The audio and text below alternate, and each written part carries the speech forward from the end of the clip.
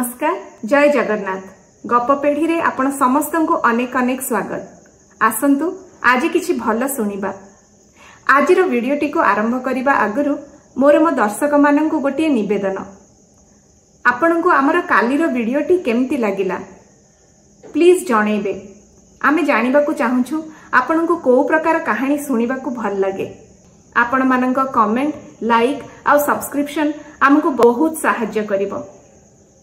आउ गोटे कथा कहबाकू चाहूँगी, नवरात्रि 9 दिन आमे पालुछे। नवरात्रि 9 दिन मु भाबे खाली मांकर ए 9 रूपटी को पूजा कले हब नाही। आर भितरर माने एया रहिछि जे आमे आम भितरे सेई 9टा रूप को खोजिबा, आमे आम भितर को परखि नबा। मु सेया भाबे। आपण माने कौन भाबंती प्लीज कमेंट रे निश्चय लिखिबे। चलंतु बिना डेरी करी आजिर वीडियोटी को आरंभ करिबा। आज होछि नवरात्रि 6ठ दिन आउ काली 7म दिन। आमर ए वीडियो रे आमे नवरात्रि 6ठ आउ 7म दिन रे मां को रूप रे पूजा पांती ता विषय रे जानिबा। चलंतु आरंभ करिबा 6ठ दिनर रूप कथाठू। नवरात्रि 6ठ दिन रे मां पूजा पाइथांती कात्यायनी रूप रे। मांकर एई अवतारटी सबुठु अधिक पूजा पाई थाए। कहंती जे मांकर कात्यायनी रूप को पूजा कले मां सबु प्रकार असुविधारू आमको रक्षा करिथांती। मांकर एई कात्यायनी रूपटी किछि एई प्रकार देखा जाए। मांकर 4टी भुजा, गोटिए भुजारे मां तांको शत्रुंकु नाश करिबा पई धरिचंती खंडा। द्वितीय भुजारे मां धरिचंती पद्म फूल, जोटा दर्शाए तांकर स्नेह तांकर भक्त मानंक पई। मांकर तृतीय भुजाटी अभय मुद्रा रे अछि, जोटा दर्शाए तांक भक्त मानंकु से भयरु दूर रे रखिथांती बोली। आउ चतुर्थ भुजा मांकर वर मुद्रा रे अछि, जोटा दर्शाए मां वरदान प्रदान करंती बोली। देवी भागवत पुराण रे कथा अछि जे प्राचीन काल रे जणे ऋषि थिले जहांक नाम थिला कथ।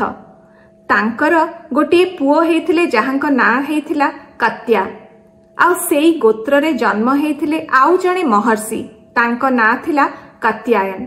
महर्षि कात्यायन देवी मांकर भारी बड़ उपासक थिले। से भगवती मां को उपासना करुथिले। कथारे अछि जे सीए बहुत वर्ष काल मां को निज झियो रूपे पाइबा पई उपासना करिथिले। आउ मां तांकर भक्ति रे संतुष्ट हेई तांको घरे झियो रूपे जन्म हेइथिले।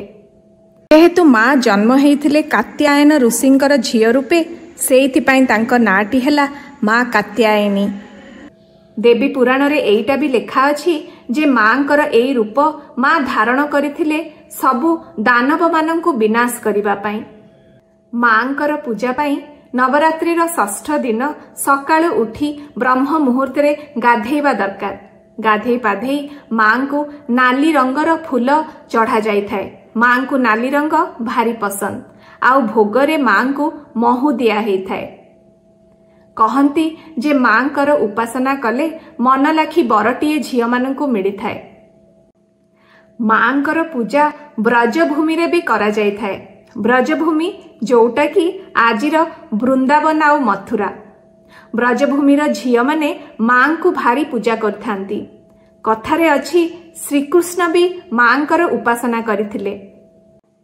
एबे चलंतु सुनिबा मांकर 7म दिनर रूपर कहानी। मांकर 7म दिनर रूप को कुहा जाए मां कालरात्रि। नाटी जेमिति मां देखिबाकू भी सेमिति। अमावास्या ठु भी कला मांकर वर्ण। ए छबिटी को मांकर देखिले भारी डर लगी जाए। किंतु कुहा जाए जे मां तांकर एई रूपरे तांकर भक्त मानंकर सबु शत्रुंकु नाश करिथांती। मांकर केश एई रूपरे पूरा खोला थाए। कुहा जाए जे मांकर एई रूपरे तांको मुखरु निया बाहरु थाए। एते भयंकर रूप हेले भी मांकर गोटिए हाथ अभय मुद्रा रे थाए, जोथिरु कुहा जाए जे सीए सबुबेले तांको भक्त मानंकु शुभ दृष्टि रे देखुथांती। ସେଇଥିପାଇଁ ମାଙ୍କର ନାଁ ଶୁଭକାନ୍ତି ବି। ଚାଲନ୍ତୁ ଜାଣିବା ସପ୍ତମ ଦିନରେ ମା କାଳରାତ୍ରିଙ୍କର ପୂଜା କରିବାର ବିଧି।